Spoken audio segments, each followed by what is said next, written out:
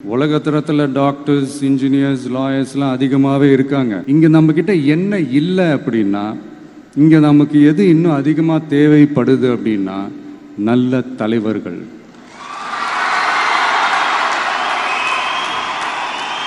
நான் தலைவர்கள்னு சொன்னது வெறும் அரசியல் ரீதியாக மட்டும் சொல்லலை. இப்போ நீங்கள் ஒரு துறைக்கு போகிறீங்க, அதில் நீங்கள் சிறந்து விளங்குனீங்கன்னா அந்த ஒரு தலைமை இடத்துக்கு உங்களால் ஈஸியாக வர முடியும்.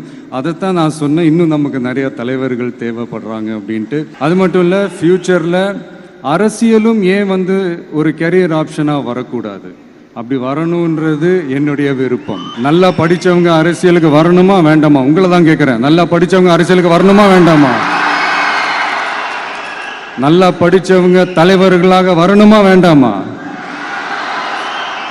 ஓகே, உங்கள் ஆர்வம் எனக்கு புரியுது. பட் இப்போதைக்கு படிங்க, மீதி எல்லாம் அப்புறம் பார்த்துக்கலாம்.